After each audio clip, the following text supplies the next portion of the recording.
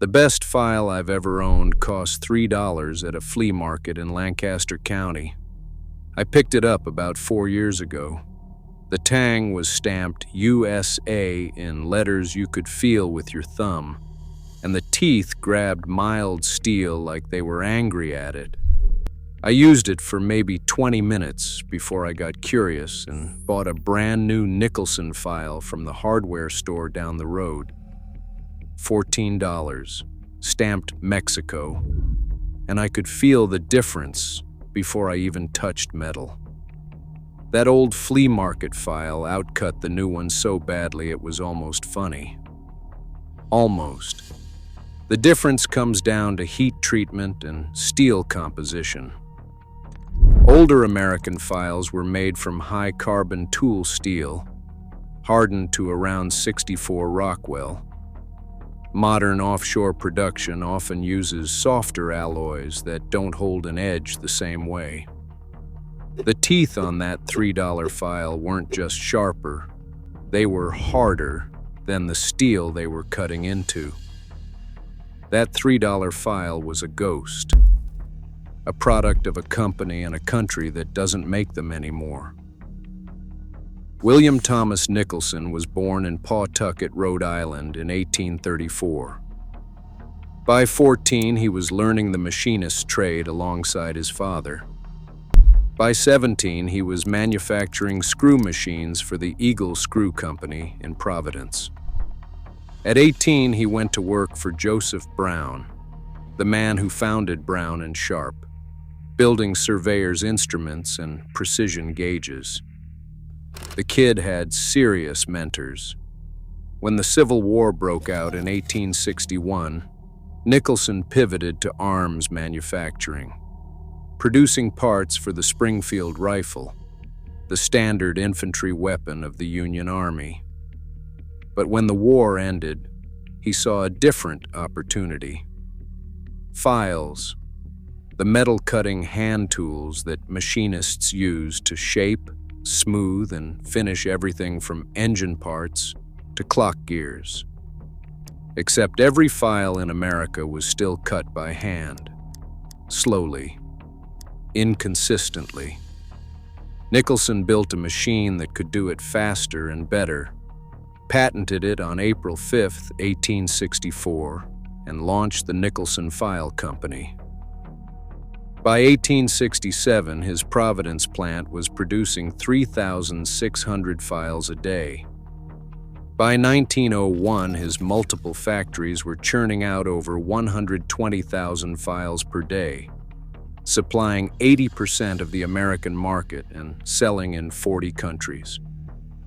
At the 1893 World's Fair in Chicago, the Nicholson exhibit displayed more than 3,000 unique styles of files and rasps.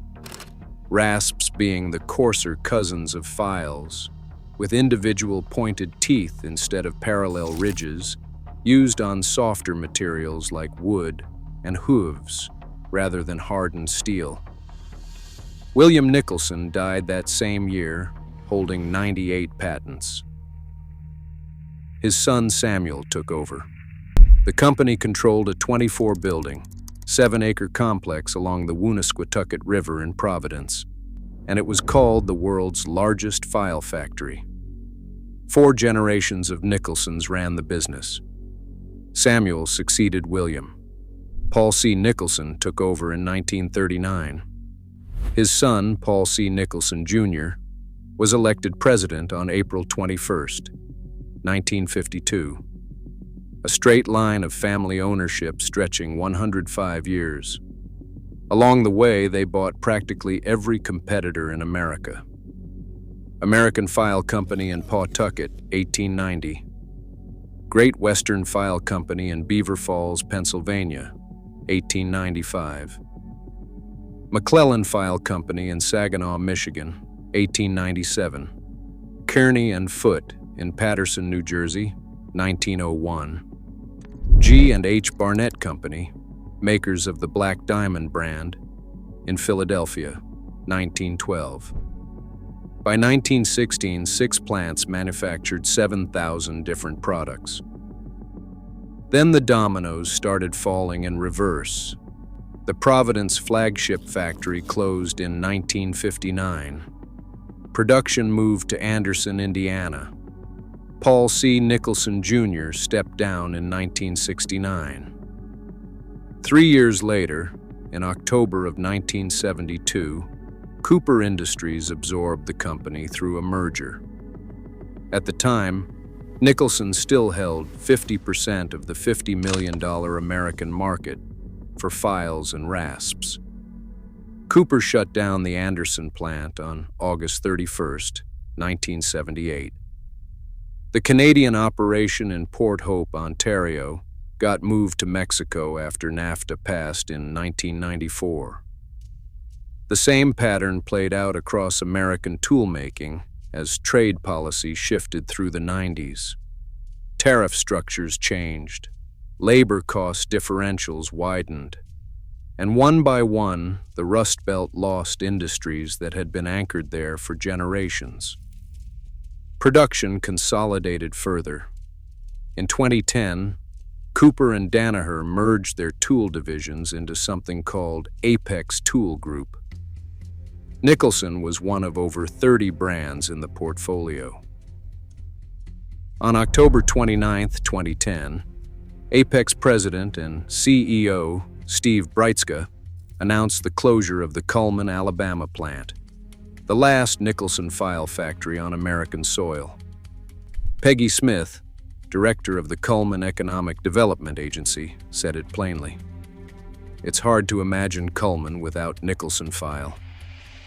Dale Greer, her assistant director, added that plant managers had been close friends over the decades. By March or April of 2011, it was done. Operations moved to factories in Cali, Colombia, Tlalnepantla, Mexico, and Sorocaba, Brazil. 2 years later, Bain Capital bought Apex Tool Group for about $1.6 billion. A private equity roll-up of over 30 tool brands under one financial roof. In 2024, Bain lost it to a group of existing lenders led by TPG Angelo Gordon and American Industrial Partners.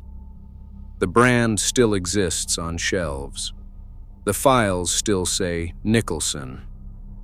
They just don't say USA. Here is where I want to slow down for a second. A company made a thing in your country for 147 years. Your grandfather used it. His grandfather might have. The smokestack on the old Providence complex had Nicholson File Co.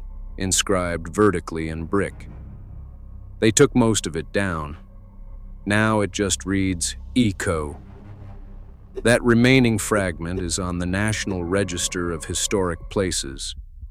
And the files you buy with that name today, a machinist on practicalmachinist.com, tested the Mexican-made ones and found he could file a bevel almost 1/32 of an inch wide into the front edge before hitting the hardened core. The teeth were softer than the steel they were supposed to cut. That is the product carrying the name now. The story could end there, but it doesn't. Because 3 companies are still actually making files in this country. Save Edge has been manufacturing American-made hoof rasps in Xenia, Ohio, since 1976, and they are probably the largest manufacturer of horse hoof rasps in the world today. These are not general-purpose machinist files. They are specialized tools for farriers, the people who trim and shoe horses. But they are files, and they cut steel horseshoes as part of the fitting process. Professional farriers are a surprisingly demanding customer base. A dull rasp means a longer time holding up a 1,200-pound animal's leg. Save Edge has kept that business for nearly 50 years because the product works, and because they never left. Grobet makes what they call American pattern files, designed for fast metal removal with a uniform cut. They are scientifically balanced, which is a phrase I respect for its specificity, even if I cannot fully verify what it means on a file. Grobet has a long tradition in precision and specialty files, particularly for jewelers and watchmakers. There is a caveat. Some Grobet files now carry Made in China markings, and manufacturing origins vary by product line. The American pattern lines are still produced domestically, genuinely made in USA. As of January 1st, 2026, Grobet File Company of America also became the exclusive agent of Karate Precision Files from Germany. So they are expanding their catalog even as others contract. XL Blades is a family-owned manufacturing business based in Paterson, New Jersey. For 30 years, they have been producing American-made files, knives, blades, and other precision tools. Paterson, New Jersey, incidentally, is the same city where Kearney and Foote once made files before Nicholson bought them in 1901. There is something stubborn about that zip code and metal filing. XL Blades is not a giant. They are a family shop that makes specialty files and has managed to stay viable by staying small and staying focused. Worth mentioning separately is Jaw Manufacturing Company, which has been making thread-restoring files and specialty automotive hand tools for over 67 years. They occupy an extremely narrow niche, which is probably why they still exist. When your entire product line is designed to fix damaged bolt threads, there is not a lot of pressure from overseas competitors trying to undercut you. The market is too weird. That flea market file I bought for $3 in Lancaster County is still in my shop. It still cuts better than the $14 replacement from Mexico. The teeth are worn in spots. The handle has a crack. But every pass across steel still leaves clean, even marks. 100 and some years of engineering embedded in the temper, the heat treatment, and the tooth geometry. The high carbon steel that went into that file was hardened when American toolmakers still understood that a file softer than the metal it's cutting isn't a file at all. The new one sits in a drawer.